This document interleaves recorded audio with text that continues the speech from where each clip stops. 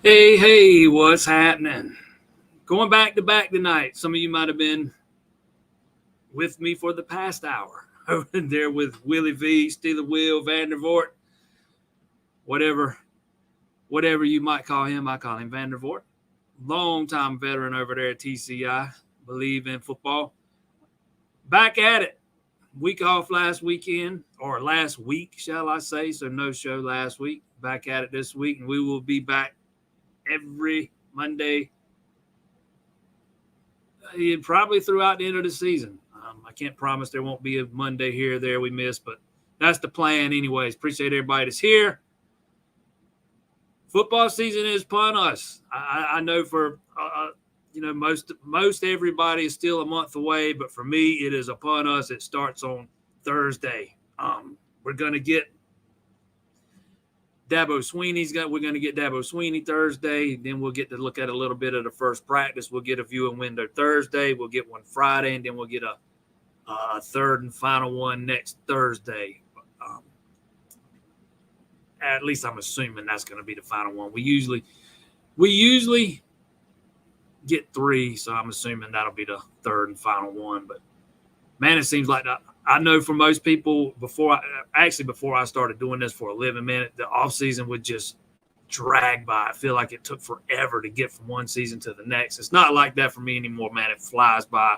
Kind of never really stops since I do cover a lot of recruiting too, and say this what for me usually one season runs into the next. But I'm ready for it. There seems to be some cautious optimism surrounding this Clemson offense. You know, it's three consecutive years of what I would call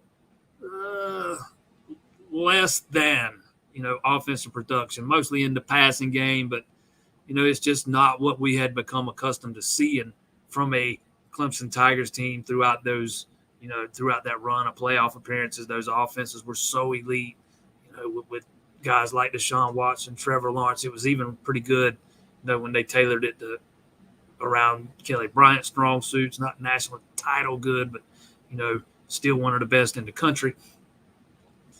I think this is a big year for Clemson.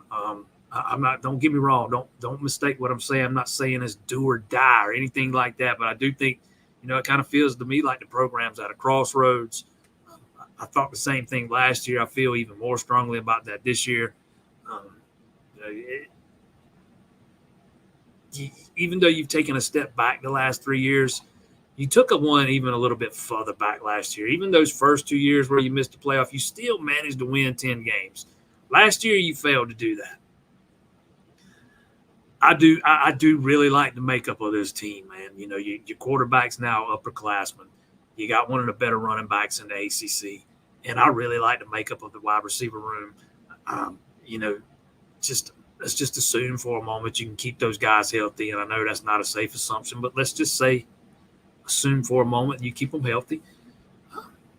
I think that is a really underrated receiver room. Me and Will talked about it a little while ago. We talked about it in depth. I think there's a lot of variety in that room. That's the word Tyler Grisham used back at the media day a couple weeks ago, and I tend to agree. And now you've got a veteran offensive line coach there in place. I have maintained for, I don't know, 3-4 years now that there's more talent in that offensive line room than Clemson's ever had under Dabo Sweeney anyways. And I think they add a little bit more talent in that room every year. It's just not translated to the field.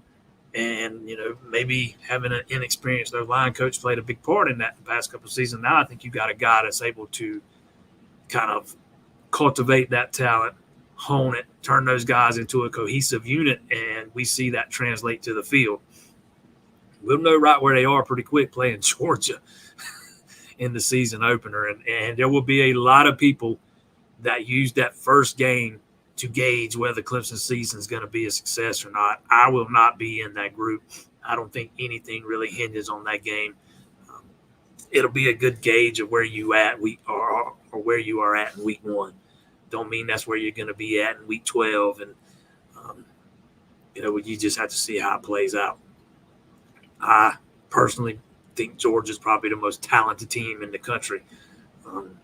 as long as you don't go down there to Atlanta and get your doors blown off, if you show you can play with them, I think that sets you up for a pretty good season, especially now that you've got an expanded playoff, 12-team playoff, and if you win the league, you're automatically in. A lot of questions you guys had on the last show. We didn't get to all of them. As y'all know me, I'll try to answer as many as I can so we can, go wherever you want to go. I expect it to be football heavy. Clemson just picked up a commitment on Friday. Logan Anderson, who I think is extremely underrated by most of the recruiting services. I watched this kid work out back at Clemson, and he is damn impressive, man. He is lightning fast. He's gonna add some value to that linebacker room when he gets here next year. Landing him, it should make you feel much better about missing on Kamar Archie, because I honestly think Clemson probably ended up with the better linebacker prospect. Sometimes it works out when you miss on a guy, and I absolutely think this is one of those cases. And Anderson was one of the two uncommitted targets on campus for the cookout. Came in Thursday, stayed through Friday. I don't know exactly when he left. Haven't chatted with him since the commitment. Tried to catch up with him yesterday. We couldn't ever connect, but I planned to talk to him one day this week. But Dylan Alford, the wide receiver, was another one. Came in on Thursday, left early Friday. I have chatted back and forth with him a little bit this week. This recruitment has taken an odd turn, man. Very odd turn. It's a recruitment that already has had some. The only way I know to describe it is a little bit of wishy-washiness. There was a while there where, it looked like he was going to be Missouri bound.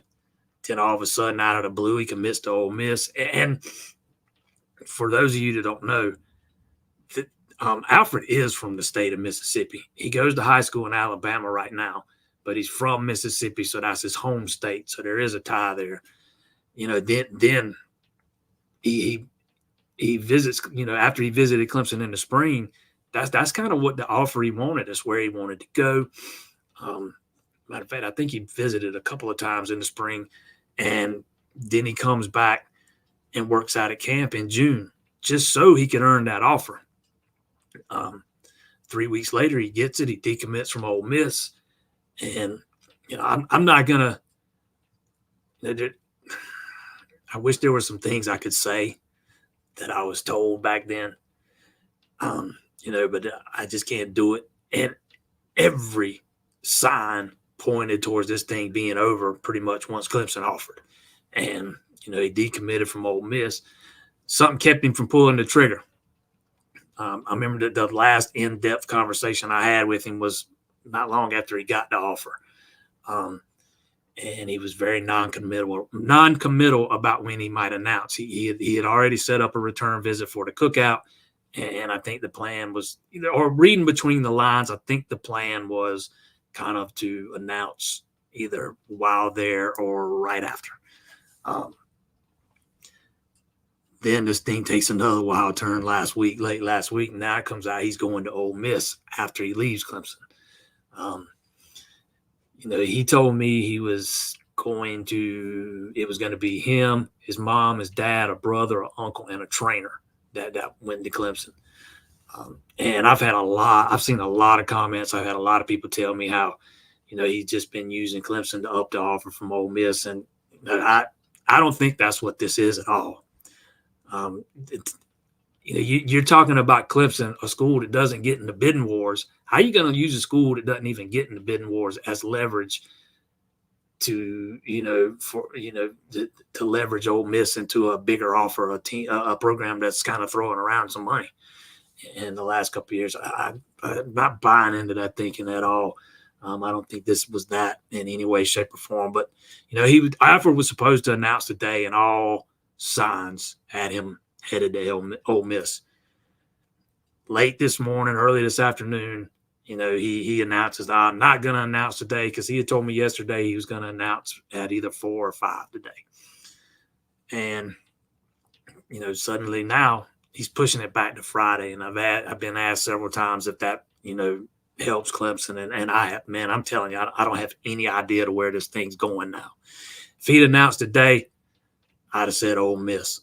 But now that he's pushed it back, I don't know. It certainly can't help can't hurt Clemson's chances. It gives you a little bit more time to work on him. And again, the dude fell in love with Clemson. Mom fell in love with Clemson. It's been one of those weird recruiting battles. And I have this hunch that there's been some outside voices that have gotten kind of involved and are wielding a heavy presence here. I don't really know a better way to say it, but we'll see what happens Friday. If Clemson misses on him, they'll probably be done at receiver. They've already got Juju Preston, and you might as well pencil in Marquise Henderson as a slot guy. So they'll probably just take the 2 because if you look at the roster, there's nobody set, to come off scholarship after the season, and they've already, taken what's going to be 2. So I doubt they'll take a 3rd if he does end up at Ole Miss. But as it sits here today, man, I don't have any idea the way that thing's going to play out. Again, if he'd announced today, I feel more than certain it was going to be Ole Miss. But again, it seems like something's happened to maybe have him reconsidering that decision. Now, does it mean he's going to flip back again towards Clemson? Because I'm telling you, man, I'd bet anything on it. The guy was Clemson bound. And then late last week, he's going to Ole Miss. It's just been one of those weird deals, but nothing we have not seen in the recruiting world before. Yeah, I don't know what was up with the audio with me and Will. I don't know if it ever even got any better because we couldn't hear it. It sounded fine to us.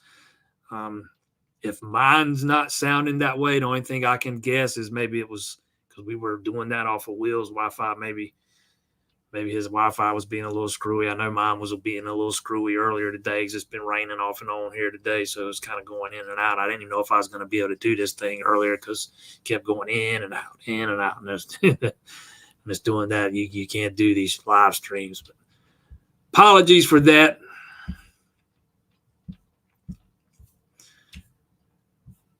So let's see. Where do you guys want to take this thing? We can take it anywhere you want to go.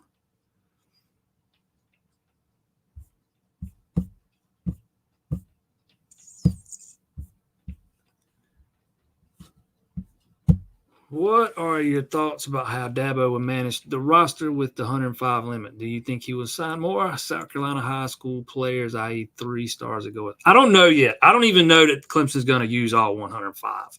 You don't have to use all 105.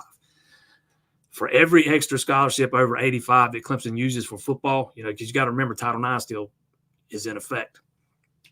For every scholarship you go over 85, that means you got to give one to the women's sport. And I think it might be rowing, if I'm not mistaken. And if you use all 105, suddenly you got to have a bunch of scholarships for this other sport that maybe you don't want to fund or don't want to fund. So now this is me speculating. This is just my opinion because I don't even think it's decided how they're going to do it yet. But I could see Clemson using 95 or 95. And maybe using those last 10 to kind of field a scout team, so to speak. I don't know that they're going to use all 105. We'll see how it plays out. And if you only use 95, then that allows you, that revenue, that television revenue that you're going to start being able to share or pay players next year. If you only use 95 instead of 105, that gives you a little bit more money to spread around with the guys you do take. So I can't answer that exactly how he's going to take advantage of the 105 limit. I just don't know that they're going to use all 105 because you don't have to use them all. And you can do partial scholarships and stuff. You can give 20% to one guy and 20% to another guy. It's going to be crazy. I'm trying to remember how many extra basketball gets. I can't remember. I don't think it's many, but I think the biggest. I think he's going to benefit the most at Clemson when it comes to this thing is the baseball program, because they have been so handcuffed by the 11.7 and not having endowment money they could use to fund scholarships. So they really were, just had the 11.7 to work with, and that was it. Nothing extra, like Vanderbilt. They've got this big endowment. They're a private school. They can give full scholarships to as many baseball players as they want on that roster. And Clemson's got to spread the 11.7 around, which has really hurt them in recruiting, and I think it's going to really help once you can give full scholarships to the full roster. But we'll see how they decide to use it. I might have touched on this 2 weeks ago. You get, what is it, 22, 25 million, whatever you get from that house settlement that you can share with the players each year. Not all of that is going to go to football. Schools have to decide how they're going to, share that with players and distribute it. I think Clemson's leaning towards giving the percentage, like let's say football generates 75% of that money or 75% of the television money. And that's just a figure I'm throwing out there off the top of my head. Then they're going to use 75% of that, house settlement money each year towards football. And if basketball does, I shouldn't have said 75, that's a little high, but whatever percentage basketball does, then that's the percentage they'll get, and so on and so forth. I mean, it's going to make for an interesting year to see how they, really sink their teeth in that thing and decide how they want to do it.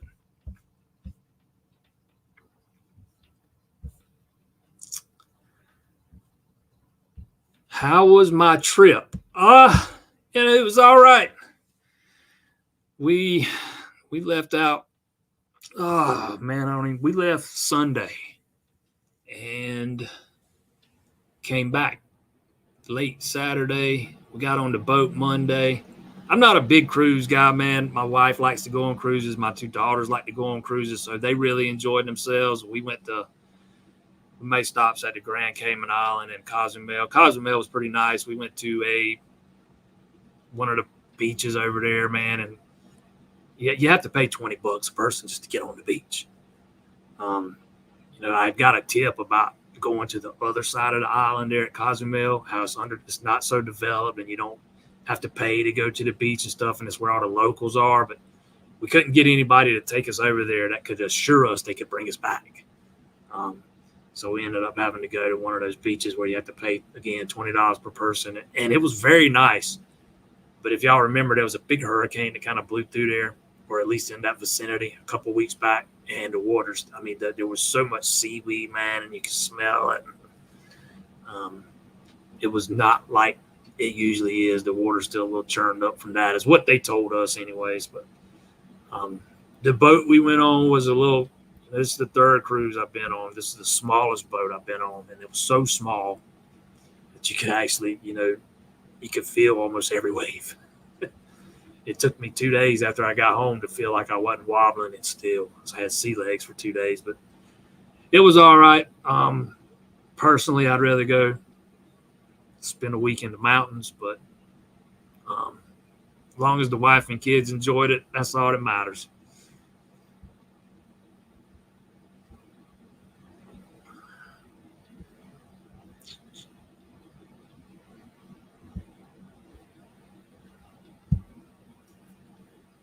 Who's your breakout player on O and D?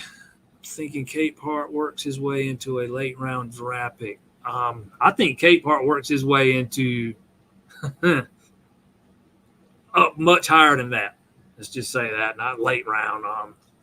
I think Cape Hart's going to have a monster season, man. He's been, matter of fact, we touched on this just in the last show. He has been very patient. He's a guy that could have easily transferred out, before last season, looking for a better opportunity that would get him on the field quicker. Chose not to go that route, chose to stay at Clemson. And again, he's remained patient and he's put in the work. I have heard nothing but rave reviews about DeMonte Capehart. I am expecting big things from him. So is the staff. And that is part of the reason why they're so comfortable moving Peter Woods outside. And like me and Will talked about in the last hour, I don't think Peter Woods is going to be the only tackle you see outside. They talked about it at media days in Clemson a couple of weeks ago. You might see Peyton Page out there some, Trey Williams out there some. I think you're going to see a lot of movement up front on that defensive line. I think you're going to see 3-man fronts, 4-man fronts. With the way Clemson's situated on the back end and that back seven, I think it's going to allow them to do a lot of different things and do multiple looks, especially with the versatility Wade Wood has gives you there at linebacker. But K-Part would definitely probably be my breakout player on defense. On offense, I'm riding the same horse, man. I'm going TJ Moore all the way. I think he is just he's of those two freshman receivers, he's more physically ready to play every down. I think Wesco's going to help. He's going to make an impact, but I don't think he's quite to the point where he's going to be an every down guy. It's going to be very interesting to see what he weighs in at on Wednesday when they do the big weigh-in ahead of the first practice Thursday. But I'm riding TJ Moore. You know, all you guys that watched this show last year, I tooted Tyler Brown's horn all off season. I say he's going to be the breakout player on offense. I got that one right. We'll see if I can get it right again this year, man. But I just think Moore gives you something that the offense has been lacking. You know, going back, probably 4 years, man. That big-bodied guy on the outside that has legit speed. He can go up and make those contested catches and high point the ball. He can be a deadly red zone target. I mean, there's nothing. I just don't think there. I think there's probably nothing that TJ Moore can't do when it comes to receiver play. And I think he is just so polished already. It's going to be hard to keep him off the field. Not saying he's going to start game one, you know, especially with Georgia being the season opening opponent. You probably see him starting guys with more experience, but I could see TJ Moore starting sooner rather than later.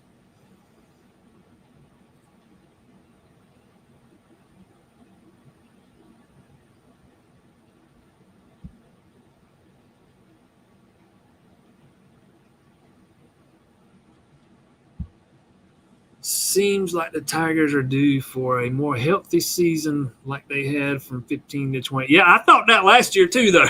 So,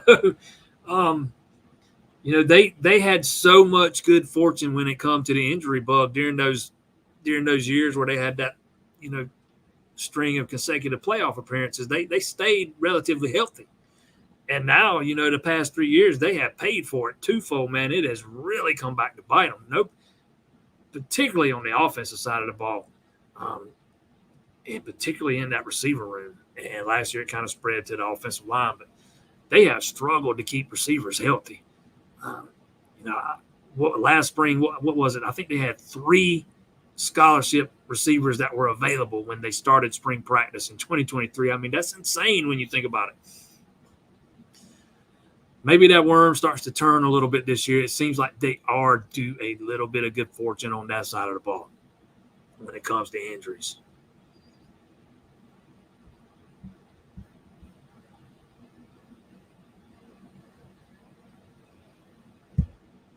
Do you believe Clemson is still the most talented team in the ACC? I think – I don't know that they are the most talented. If you want to look at just sheer raw talent, yeah, Clemson's the most talented team. They've got the highest blue chip percentage of any ACC team. So if you just want to go, you know, off paper, yeah, they're the most talented team. I do think Miami's closed the gap. Florida State's closed the gap with how heavily they recruit the portal. I think Virginia Tech's made a pretty good jump. I think they're going to be pretty decent this year. I think Georgia Tech's going to be a team that's going to surprise some people this year. I wouldn't be shocked if Georgia Tech didn't beat Florida State over there in Ireland in game one, because I'm not buying all this Florida State hype, man. Especially, you know, with who they're going to run out there at quarterback. I'm not 100% convinced DJ will be the starting quarterback once Clemson rolls into Tallahassee in October. I think DJ's still the same guy he was his last year at Clemson. He was, he looked like the same guy last year in Oregon State. If Clemson can just get consistent quarterback play, because I don't think Cade Klubnik's got to be this generational type guy. I think he's got enough pieces around him where he could just run the offense and be more of a manager and make good decisions and get the ball out where it's supposed to be. This offense, I have a lot more success than what it had last year. But back to your original question, yeah, if you're just going straight off of raw sheer talent, Clemson's got the highest blue chip percentage of any team in the ACC.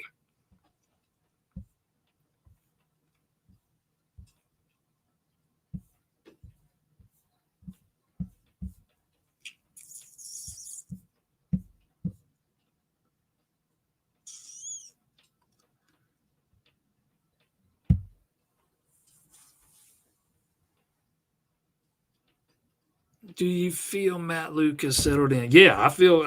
As settled in as you can be after 6 months or whatever it's been. I think Clemson's offensive line is going to be greatly improved this year, assuming they're not just ravaged by injuries like they were with some guys last year. If you go back to last year, remember they were having to mix and match because of all the guys that were hurt. Especially if you can get Walker Parks back, fully healthy, and that just gives you one more dude up front. But I think he's settled in nicely, and I would expect Clemson's offensive line to be improved over last year. But I also think they'll even be more improved a year from now once he's really settled in and got a year under his belt and knows all those guys much better.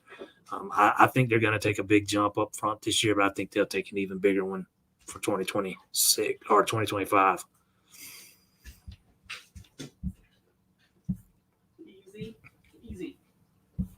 Easy.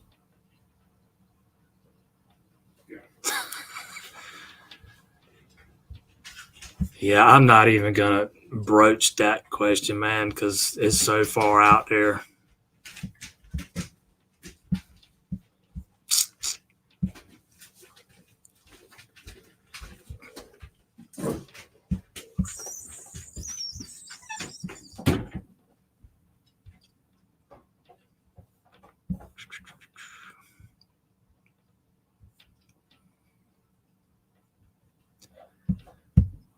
What's this? I hear about a potential surprise commit this past weekend, one that isn't Alfred. I have no idea. I only know of 2 uncommitted guys that were there, and one of them committed Friday, and the other one's Alfred. So I do not know of any other uncommitted guy that was there, so I don't know how there'd be any surprise commitment.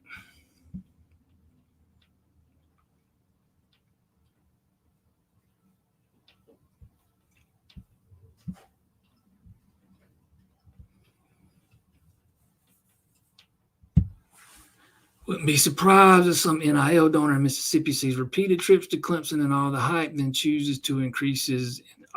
That wouldn't surprise me at all if they offered him a better deal, as he got closer to, making a decision. I do not think that he's tried to use Clemson to leverage Ole Miss into making a better deal.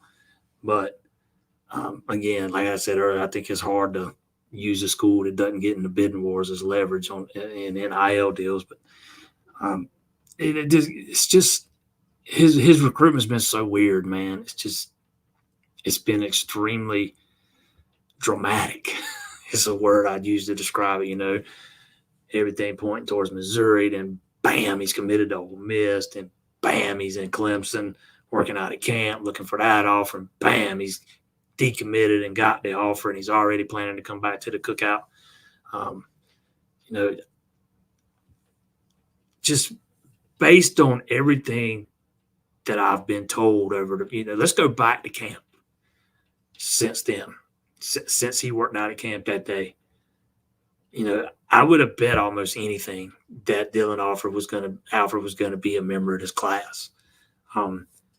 It was just that ironclad, let's put it that way. Or not ironclad, but steadfast. Let's say steadfast. Things that I were told were just, steadfast and kind of spoken in absolutes. And I'm a person that tries not to speak in absolutes very often, but some of the people I was talking to were speaking in absolutes. And, I've had several conversations with Dylan himself since that day, and just all signs are pointing that way.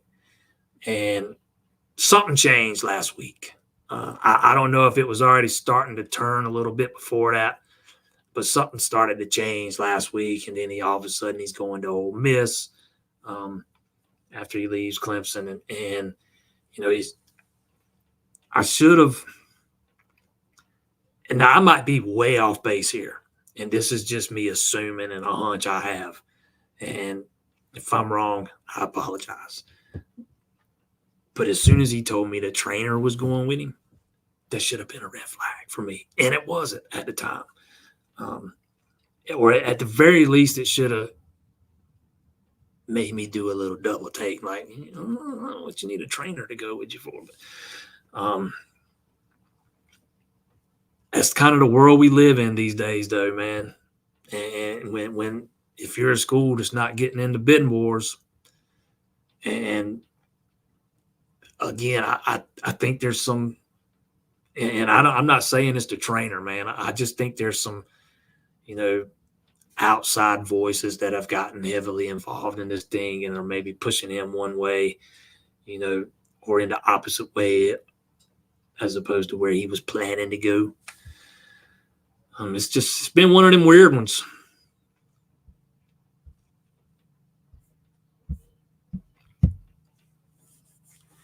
Henderson will be great at slot. He's the real deal. I really like Marquise Henderson, man. He's a guy in the 2025 class that just doesn't get talked about very much. I watched him work out at receiver at camp last summer, not this summer, but last summer. He's an in-state kid. I've never watched him play live. I've just watched his film. I'm going to try and get over there and watch him play live this year, though. Since I'm not doing high school football this year, I'm going to try to do some more. I'm going to try to get out and see some more of these guys live on weekends that Clemson plays at home, and he's a guy that I'm planning to go see at some point. But yeah, I really like Marquise Henderson, man. I think he's going to add some value to that wide receiver room.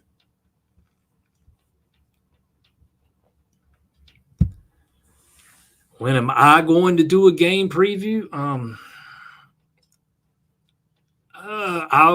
I don't know, man. I don't really do those anymore. We'll probably write about them on, I would just say the week of. I don't have to give any kind of predictions or anything to the week of. The most of a preview that I'll do video-wise will be the Monday before the game, is my guess. If that changes, I definitely put it out there.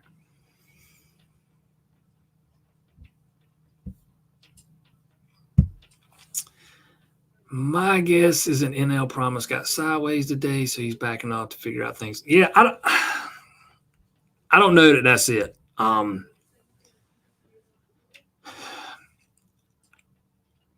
don't think that's it. I just think he's just been trying to figure out the right word to use here because I don't want it to sound insulting, and I'm not trying to insult anybody. Again, I just go back to wishy-washy. He's kind of been wishy-washy, and he's had some trouble making a final decision.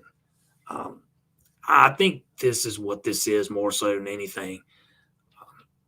It also could be him already knowing where he's going to go and not having the edit ready, needing to give the guy making the edit a few more days. That's a possibility. I tend to lean towards thinking it's just more him struggling with making a decision. It can't hurt Clemson that he's pushing it back, but I don't know that it's going to change anything.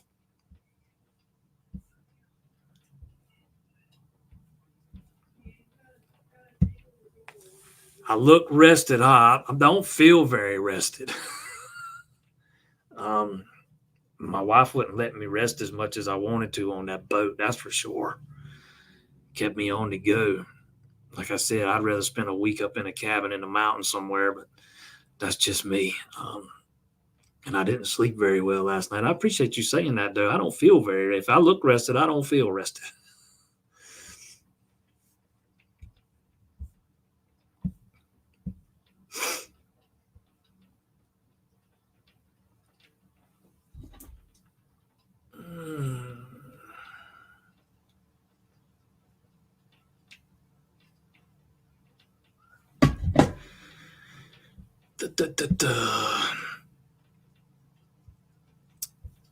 Still one more pair of shades. Yes. And I'll go ahead and tell you they were Alfred.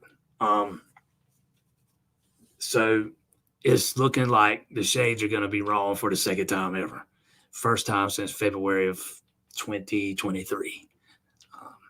And I put those out there a long time ago.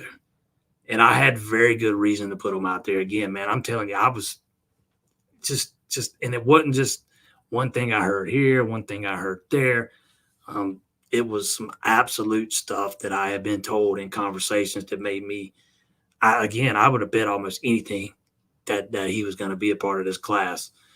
It just kind of is what it is. I ain't going to be perfect on them. But, yeah, it's looking like the shades are going to be wrong for the second time ever. And seeing as, it's pretty easy to put two and two together here, man. There's one pair out there, and there's one guy that's about to announce. So I'll give that one up now.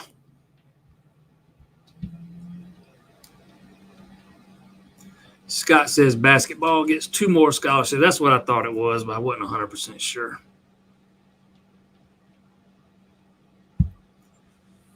One freshman on offense, one freshman on defense. I already talked about TJ Moore. That's my guy on the offensive side.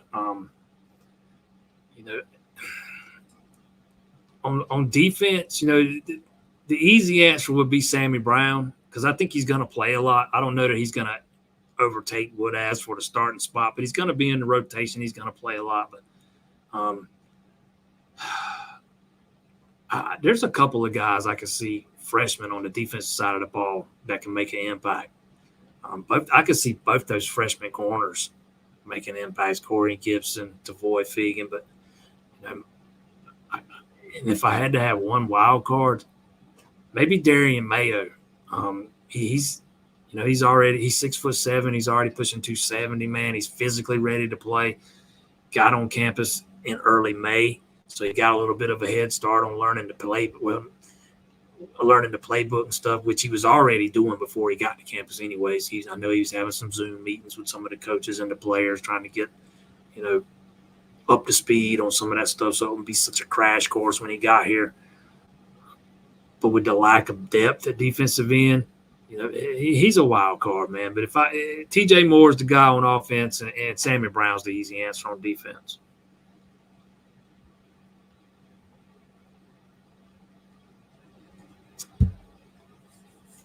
My opinion of the offensive line this year, a lot of that's going to hinge on what happens at center. It's the most important position on the offensive line, and it's the only position that, really has a wide open – or the only position that we don't know who's going to play.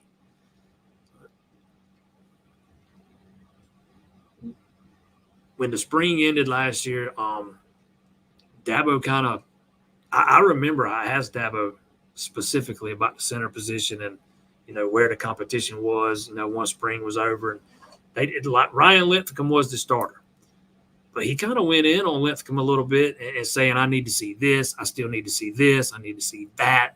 And I remember one of the specific things was he wanted to see some transformation in his body. And I saw some pictures of Linthicum online the other day. It looks like he's done that. He's been around for a little while.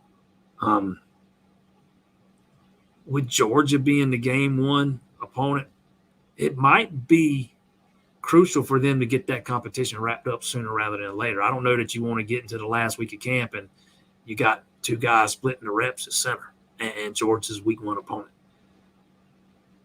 But if you get that center position straightened out, again, I still maintain Clemson's got talent in that offensive line room, man. It's just not translated to the field. I think you got the guy in place now that can do it. we've seen him do it pretty much everywhere he's been. Um, so I think they're going to be much improved up front. I think the pass protection in particular is going to be improved.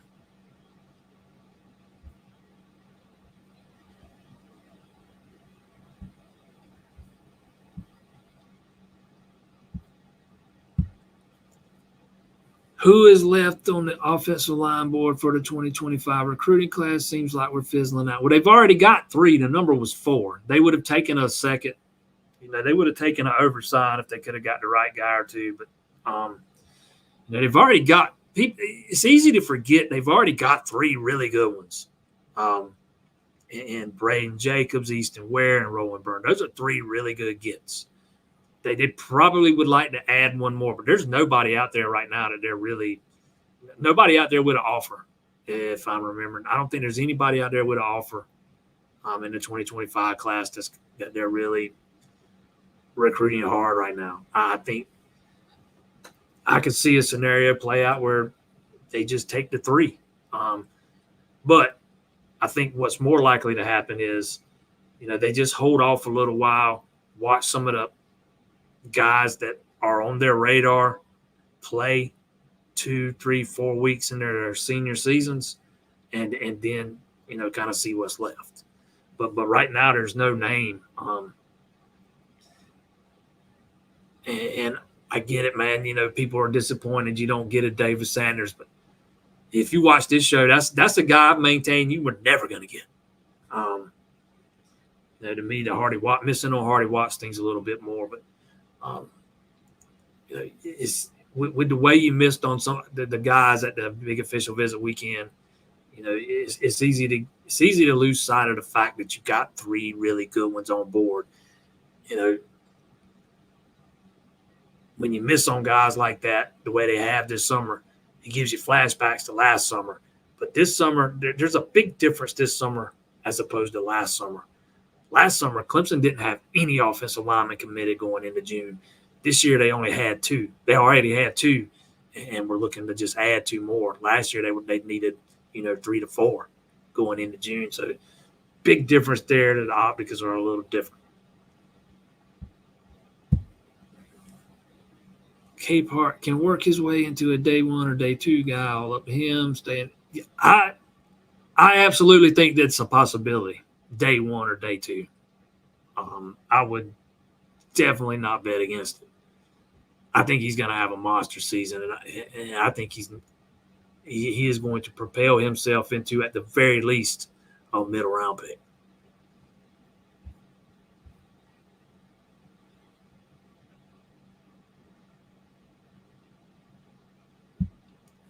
Hoffler comes around like Rumpf is hitting, do you think there's a chance Woods moves back inside more at some point in this season? I don't know, because I don't know how much he's going to play outside yet. I think he's going to move around from depending on the team, depending on the situation.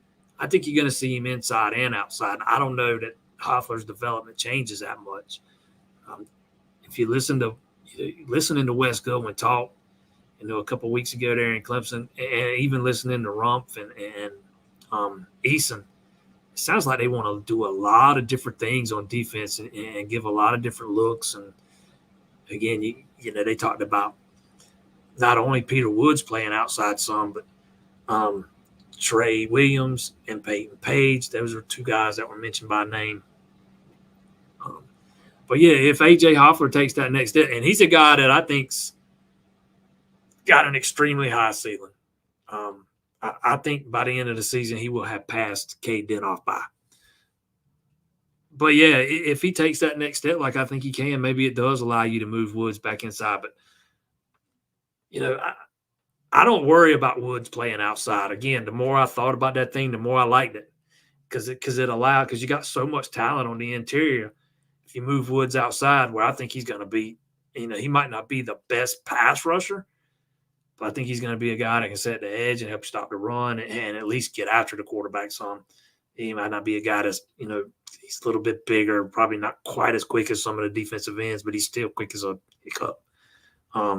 So he might not have the sack numbers that some of the elite defensive ends might have.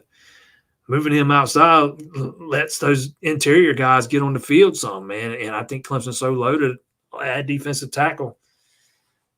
Those guys being on the field ain't a bad thing, in my opinion.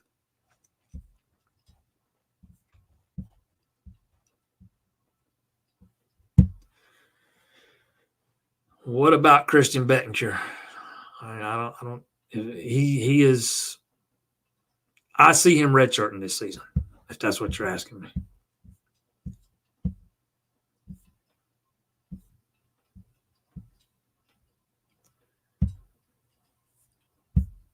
If you could exchange one whole Clemson position group with Georgia just for that game, oh man, I hadn't even given that any thought.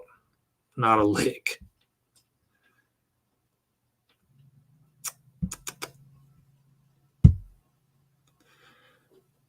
Who would have been your personal pick to win the ACC this season?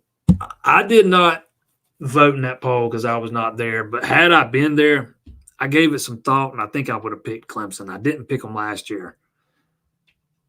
But again, I'm not buying into Florida State, man, with DJ at quarterback. I'm just not buying it. I think Norvell's going to have to make so many tweaks or adjustments to that offense to make it kind of fit Uiagalelei's strong suits. And, they don't have the weapons on the outside that they had last year in Keon Coleman and Johnny Wilson. And, it's just a different team. And something that doesn't get talked about very much. DJ's not the guy they wanted. He's the guy they ended up having to take because they missed on Cam Ward. That's the guy they wanted. And it's not like DJ had all these other big-time suitors beating down his door. It was kind of a marriage out of circumstance between those two schools, man. They both needed each other at the time. And again, man, I would not be shocked to see Georgia Tech beat Florida State in Ireland in that first game. And I also wouldn't be shocked to see somebody else as the starting quarterback in Tallahassee by the time Clemson rolls down there in October. I'm not predicting that to happen. I'm just saying it wouldn't shock me because I kind of think DJ who he is. I think DJ is who he is at this point. Watching him at Oregon State last year, I think he was the same guy he was at Clemson. I don't care that his QBR was a little bit higher. Just watching him, he looked like the same dude. And when he played against the better defenses, he absolutely looked like the same dude. Go back and watch his games at Oregon State when they played Oregon or Washington. He did what he was doing what he did at Clemson. And I don't see why that's going to change at Florida State. And I am never going to buy into – I get it. Miami's got some talent. I'm not buying into that hype until Mario Cristobal shows me he can win at that win down there. Just not buying into it. So for me, it would have been Clemson more by default than anything.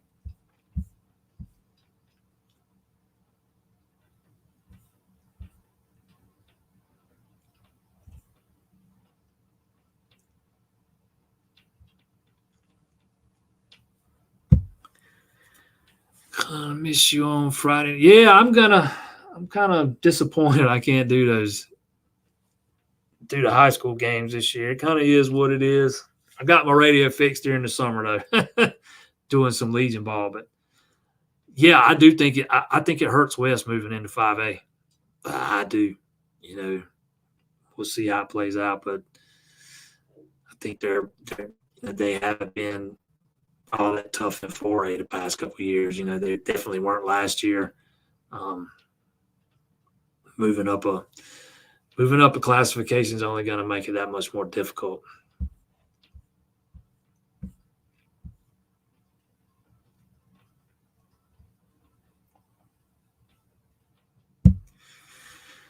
Do you think that injury bug could be in due part of our strength and conditioning coach leaving to Oklahoma with Brent Venables? Clemson's had the same strength and conditioning coordinator for decades. It was one of his assistants that left to go to Oklahoma, not the guy that ran the department.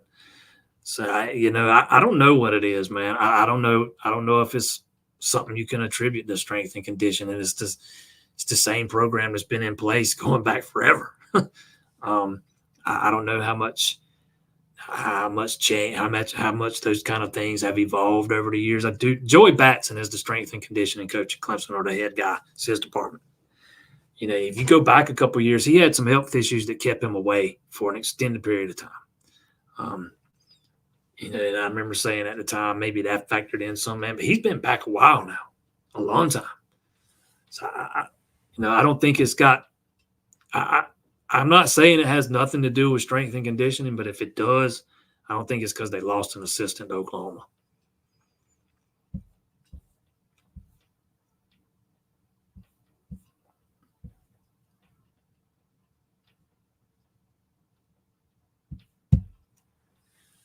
North Carolina has picked up maybe the best QB they've had in a number of seasons. Will it be enough to push them into the top three? I probably would have had North Carolina State at 4. And because again, I actually tinkered with this while I was on the boat last week and wrote it all down. I don't have it right in front of me, but I had North Carolina State, and I did them twice. I did it twice, and I had North Carolina State 4th one time and 5th one time. But I think Grayson McCall can be a difference maker if he can stay healthy, and that's a big if. He has struggled mightily staying healthy. He's had some, he's missed a lot of time in the past couple of years. But even outside of McCall, there's a lot of things that Dorn did in the portal. He there's some solid additions he made to that squad. I think they're, if he can stay out of his own way, they always tend to lose at least one game they've got no business losing. If they can avoid doing that this year, I think they can have a pretty solid year, maybe surprise some people. But McCall's got to stay healthy first and foremost.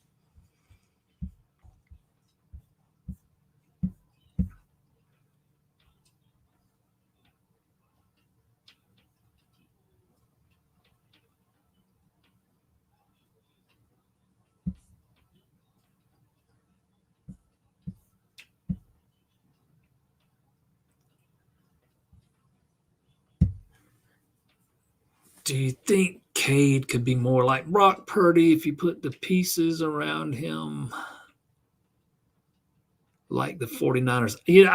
I'm not big into player comps, so I don't know how to answer that. I don't really like comparing players to other players, but I watched a lot of Cade's high school film, man, and he was so impressive. And he's not really resembled that guy so far at Clemson. And we really still only have one season of a sample size.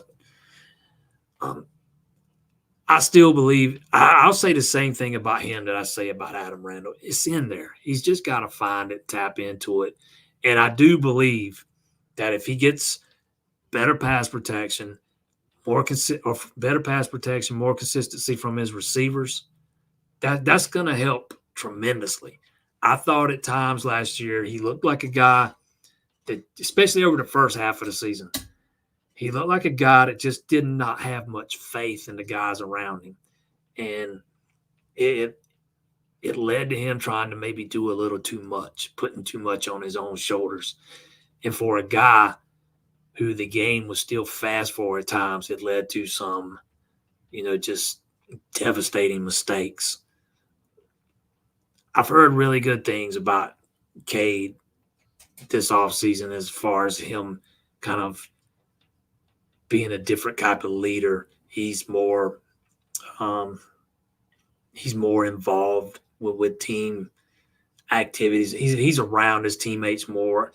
I kind of been led to believe he wasn't around a whole lot last year outside of practice and stuff, that he spent a lot of time in the film room, maybe by himself. But I've been led to believe this year he's more involved in other things, and he's been around the teammates a lot more, and that leads to better chemistry. But, yeah, I think I'm kind of getting off the track here, but I still think it's in there, man, if he's just got to tap into it and find it. And the fact that he's going to be playing in the same offense for a second consecutive year and under the same quarterback coach for a second consecutive year, I also think that's going to help tremendously.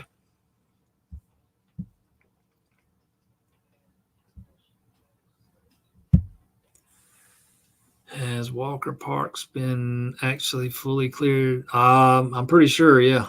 I'm pretty sure he said that himself on Twitter a few weeks back.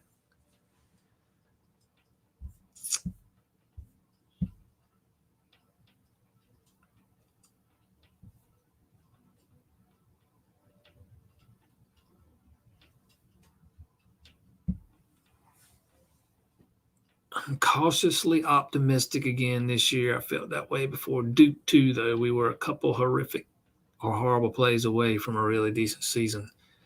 Yeah, I think there's talking to some people up there, man. There's a lot of optimism, but it is cautious optimism, and I kind of feel the same way. I think they've got the opportunity to take a really big step back into the right direction. I think this is a team that's capable of making the playoff. I don't know that they're capable of making a run for a national title. They might still be a year or two away from that, but I do think they're capable of competing for a spot in the playoff, and maybe depending on who they're matched up with in the first round, maybe winning a game. Um, that Duke game last year, man, it was so hard to watch because it was so uncharacteristic of what we've seen from Clemson teams. Me and Will Vandervoort were actually talking about this earlier today before we went live with the other show earlier, but we were talking about the times that Clemson just looked totally unprepared under Dabo, and since they started since 2015 when they made their first playoff run, and we both agreed that the biggest one was the Notre Dame game up there in South Bend a couple years ago, and then we started talking about the Duke game, and I don't know that I'd say they were underprepared or not prepared. Um, I do think there were some guys that were not quite in football shape yet due to not having practiced a lot during fall camp because they were being held out for one reason or another. But it was hard to watch, man, when you have multiple fumbles, right there at the goal line, man. I don't know that I've ever seen anything like that, and it kind of set the tone for the season because Duke ends up beating you by multiple scores in a game that if you played more cleanly, you probably win. It'd have been ugly, but you probably win it if you play that thing a lot more cleanly than you did, and don't make the catastrophic mistakes.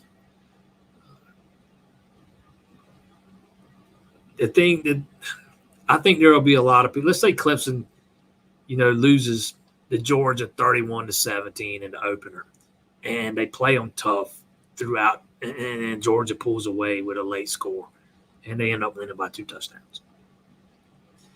There's going to be a lot of people inside the Clemson fan base that are ready to jump off a cliff because Clemson got beat by 2 touchdowns.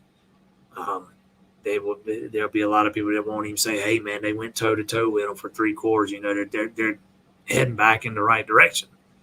They'll lose sight of that fact, and so I do think that first game is going to play a big part in the narrative that will surround this team moving forward. But I don't think it plays a big part in what this team can accomplish this year. Let's say they get beat. They go up there. Let's say they get beat 31-17, lose by 2 touchdowns. That doesn't mean they're going to be the same team in Week 10 that they were in Week 1 against Georgia. I kind of view Georgia as a team that's on an island all by themselves right now. Man, they're probably the best team in football. So, but yeah, there's some cautious optimism, and I'm one of those guys that are cautiously optimistic.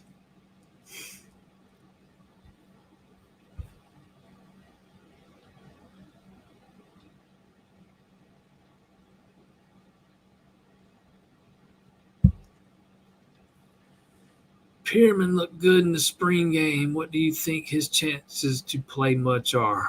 I think Cade Klubnik's your starting quarterback, if that's what you're asking. I do think that Pierman absolutely earned the right to compete for the backup role. And me and Will actually talked about this on the last show, last hour. Dabo Swinney and Garrett Riley were both asked about who the backup was at different times a couple of weeks ago back in Clemson. Garrett Riley's answer was a lot different than the one Dabo gave. And let me preface this by saying, I believe 99% of the stuff Dabo says to the media is aimed more towards his players than it is towards people in the media or the fan base. I think a lot of it is used for a lot of it is dictated at his team for motivational purposes. So let me get that out of the way first. But when Dabo was asked, it was unquestionably Chris Vezina was the backup. But when Garrett Riley was asked, he made it sound like there was going to be a competition between Vezina and Perriman, and it was not decided yet. And I think that's what we're going to see. I think we're going to see a battle for that backup spot. I don't think Vezina's locked it down by any stretch. But back to your original question, the chances of his playing much, that probably will ride on Cade Klubnik and how healthy he is, or unless he just absolutely bombs out and Clemson's got to turn to a guy on the bench, which I don't foresee happening.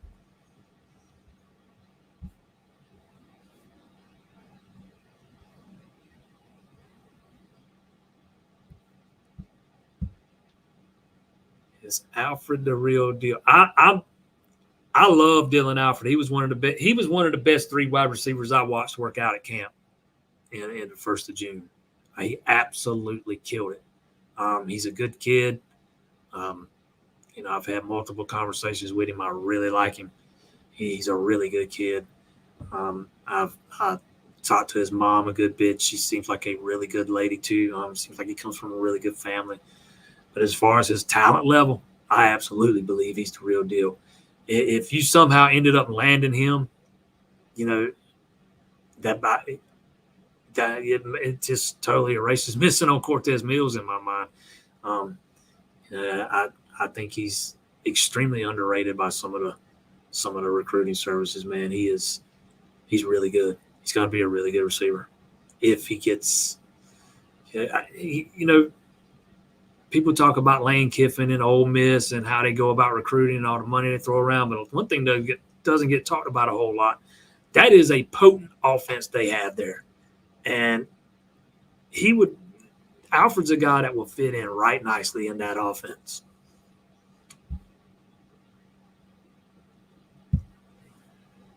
Chatter about the Big 12 has calmed down. I do look forward to Clemson going to the Big House in the Horseshoe if that's where they get. Chatter about the Big 12 has calmed down because it's absolutely insane, man.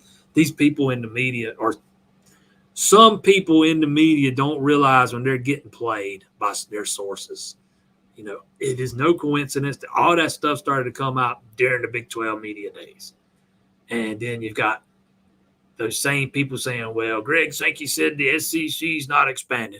Well, guess what? Greg Sankey said the same damn thing right before he took Texas and Oklahoma. He said the same thing, before they expanded the time before that. The Big Ten said the same thing right before they expanded the last time and the time before that. These commissioners are not going to go up at the podium and tell you what their plans are. They're doing all that behind doors. And especially they can't do it when it comes to these ACC teams, because they are locked in through 2036, and you go up there and start talking about it, you're opening yourself up to lawsuits. You can't put any stock into any of those things those commissioners say when it comes to expansion, what they say publicly, and when they say we're not interested in, we're not looking to expand anymore at this point. It's a pretty good indicator that they probably are. I've got no idea where Clemson's going to end up. Not one. Don't really care, to be quite honest. I am pretty confident they're not going through all this to make a lateral move to the Big 12.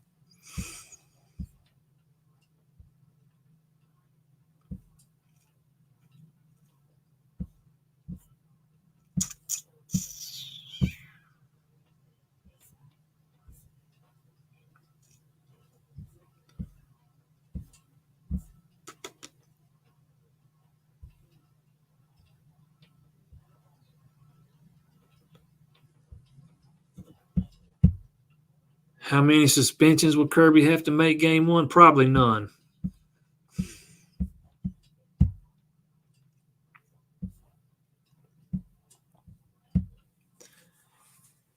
Yep, Bryce Davis was a big time get. We haven't. You know what? I haven't talked about him at all. We didn't do a show last week. I was actually up there. I went to Greensboro for the announcement. I got to talk to Bryce. Got to talk to his dad, his high school coach. Yeah, I know we talked about it 2 weeks ago. I think last time we did the show that 2 months ago I didn't give Clemson much of a chance at all. I landed that kid, not much of one at all. And then all of a sudden, all of a sudden, bam, they've got him. And don't buy into any of the talk that Georgia backed off or he wasn't a take. Man, that's crap. They'd have absolutely taken him. They wanted him to play outside linebacker though in that 3-4 scheme they like to run, and they I don't think he was too keen on that. I think that might have played a part there, and all that all that smoke for Duke the day of the announcement, and then when he goes to make the announcement, he picks up the Georgia hat, puts it back down. He don't even look at a damn Duke hat. But yeah, that's a big time get and out of position of need. Big time. You can make the argument that Clemson's got one of the best classes or best hauls of defensive linemen in this class, with Bryce Davis, Amari Adams, Isaiah Campbell, and Harry Watford, and I think I'm missing one. But it is a strong group of defensive linemen. I think 4 of them are ranked inside the top 100.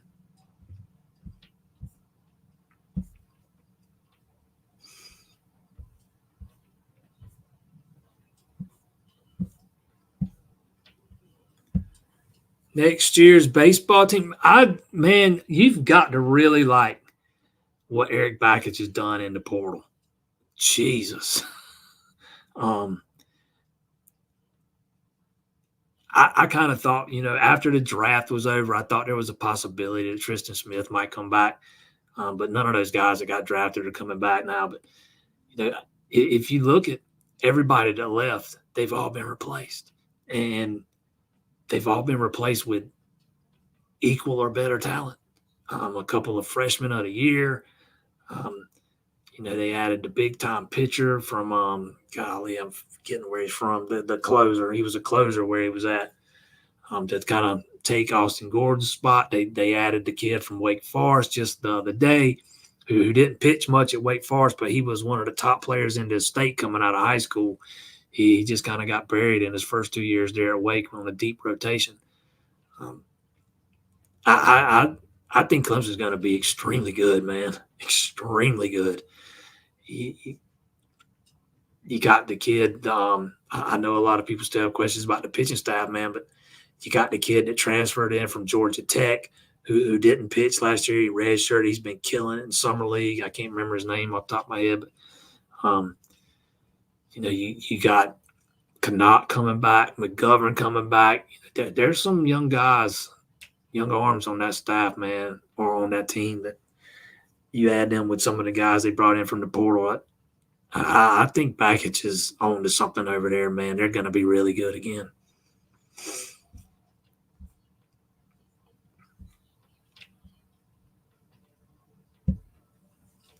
Hopefully ETN will be suspended. ETN is not going to be suspended. That's already been settled. And I do not expect Dabo to hand out a couple of suspensions. Who's he going to suspend? You're talking about Caden Story, who got arrested for a little bit of – matter of fact, man, he got a citation for a little teeny bit of marijuana, man. He's not going to be suspended. Not that I expect him to play, and K-Park's not going to be suspended. All that's been handled. They've handled that inside. It's been handled internally. Won't be no suspensions.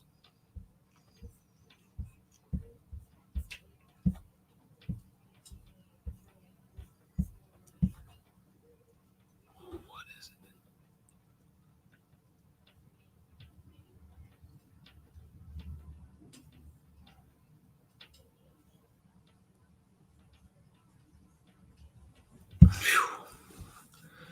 Why is it That just curious, calm down. But why do you guys tell people the carpet will be dry in 2 to 4 hours and don't leave fans and the carpet is never dry until 4 hours?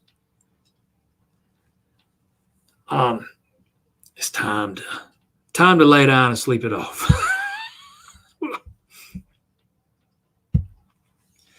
I worry about our corners. I do not worry about the back end of that defense, man. Not one bit. Avion Terrell is going to be a lockdown guy. I think Shelton Lewis is capable of being the starter on the other side. But if Jaden Lucas is healthy and can stay healthy finally, and you've got Lucas and Terrell out there, Jesus Christ. And those two freshmen, Gibson, Tafoy Fegan, damn. And add in, Shelton Lewis, if he doesn't win a starting spot, which he very well might. Man, I love what Clemson's got on the back end at corner. I love it. It's when you got a guy like a Terrell who can lock down one side of the field, it just allows you to do so much. You don't have to worry about that, that guy on that side of the field because Terrell's going to lock him down. And that's exactly what he did when he started playing last year. As much as everybody like Nate Wiggins, to me, Terrell's he's going to be as good as or even better. I cannot probably be any more higher on the corners than I am, man. That is one area I do not worry about. Fall camp technically starts Wednesday. That'll be the big weigh-in. Practice starts Thursday.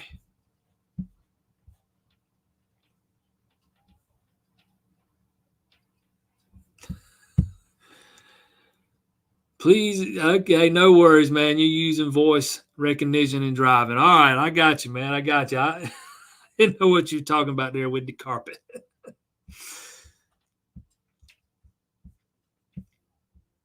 The secondary will be, I didn't even mention the safeties with Khalil Barnes, and you got two guys like R.J. Mickens and Tyler Venables are kind of coaches. They've been around so long. Their football IQ so high. That kind of gives you two coaches on the field, man. But Clemson's got a lot of talent at safety too. Sherrod Koval to go along with Khalil Barnes, Colin Griffin, whichever the older Kylon. They got two Kylons. I think it's Griffin, and then Ricardo Jones is a guy that just enrolled early, who I think is going to be really good. There is just so much talent on the back end of that defense. And I could sit here and make the argument that Mike Reed's the best cornerback coach in the country. And I think Mickey Kahn's one of the better safety coaches in the country. I think he catches a lot more flack than he should from some fans.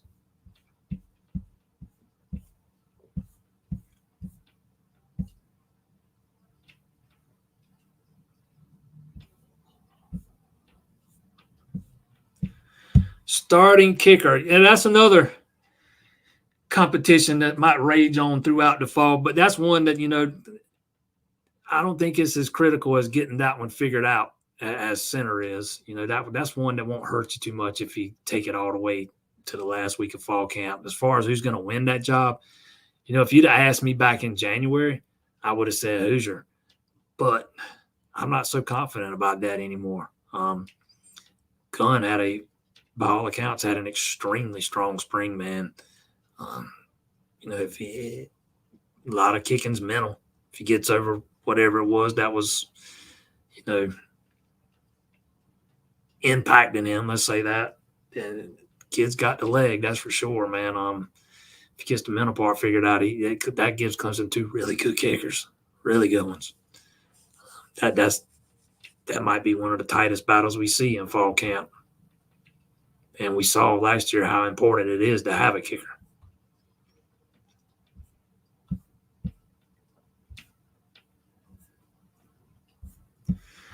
We've run way over tonight. Let's see here. Vic Burley back to 100%. Yes, Vic Burley is ready to roll, according to Nick Eason, and that is a guy that I think is going to be in the rotation. As a matter of fact, when I was talking about the tackles earlier, I didn't even mention him, and I should have. I think he was a guy that was going to be in the rotation last year had he stayed healthy. I'm that high on him. Um, I I think the biggest thing is, like I've said about a bunch of guys, they're keeping him healthy. You keep him healthy because he's had some tough luck with injuries during his first year. You keep him healthy, he's going to be a baller.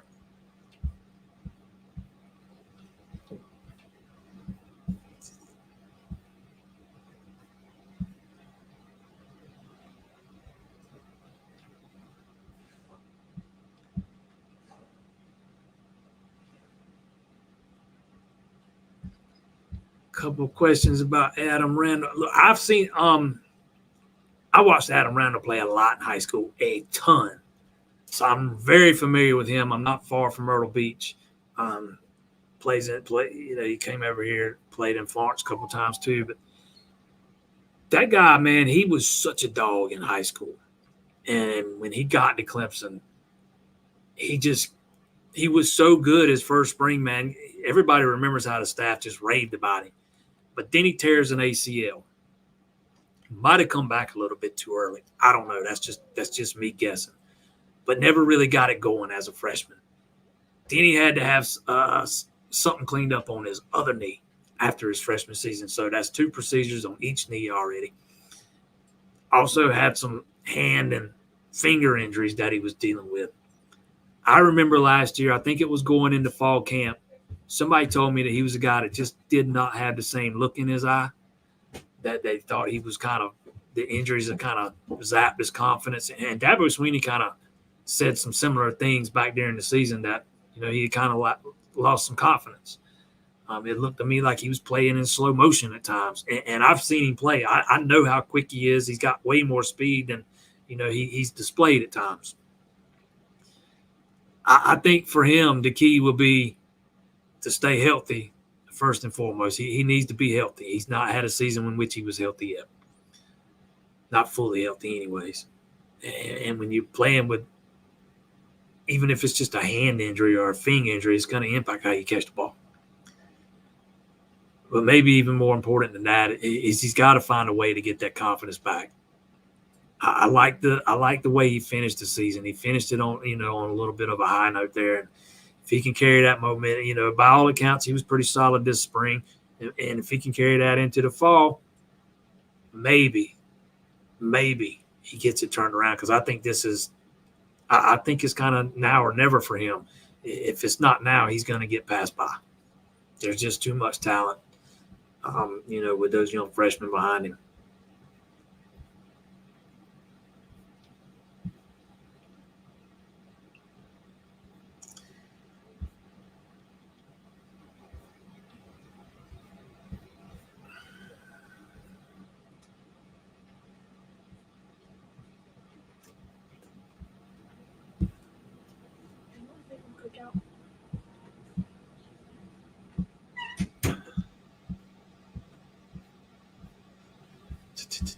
Somebody says the kid with felony assault will be dismissed from Georgia. That might be something I missed while I was on vacation. I don't remember anybody being charged with a felony. Kirby ain't into he don't get in the habit of suspending players and kicking off team players though.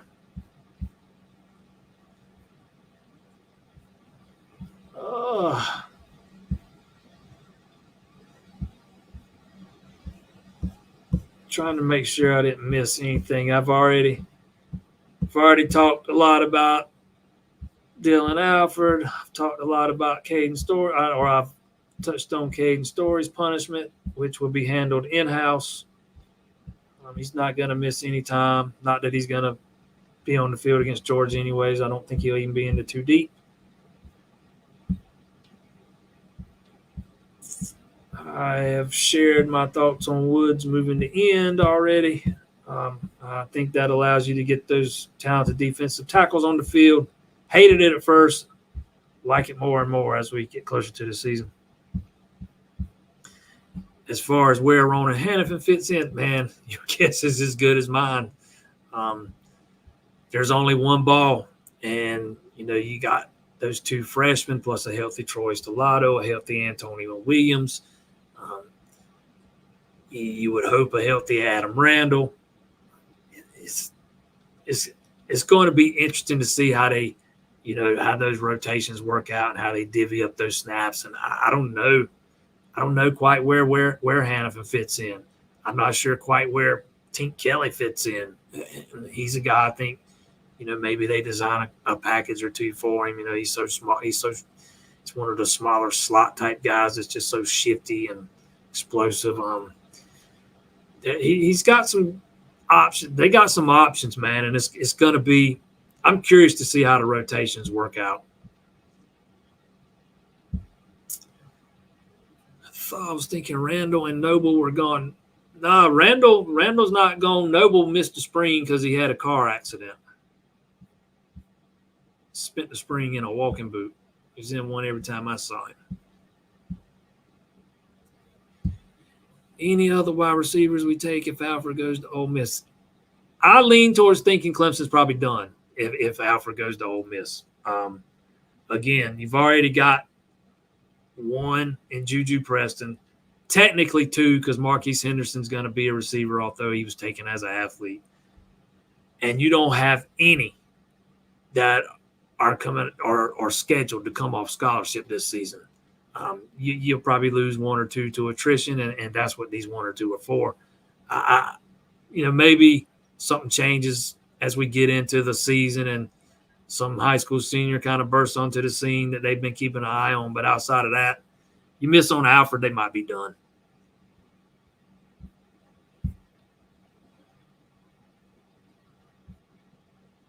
Yeah, Cole Turner's another one that he's healthy, yes, but he's another guy. I don't know how he's going to fit into the rotation. I hear all the raving about him.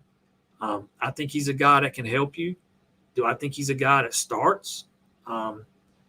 If he's your starter out there on the outside game one versus Georgia, man, I got some serious questions about where some of those other guys are.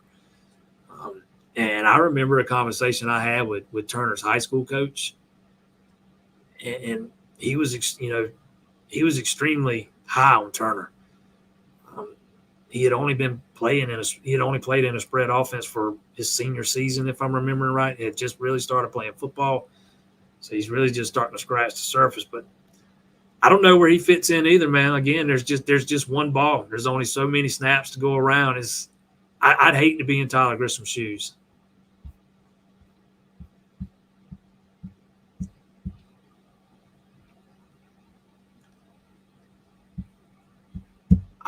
Jordan Young, I don't know, man.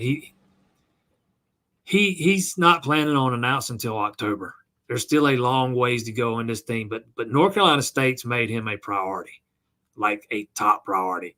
And for guys, to beat Clemson out on a recruitment like this, they would probably overpay.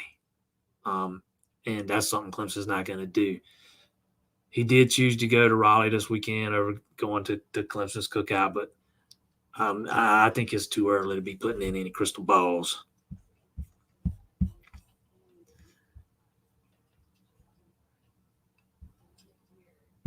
What is Stelato's role this year? I think Stelato is going to play a lot in the slot.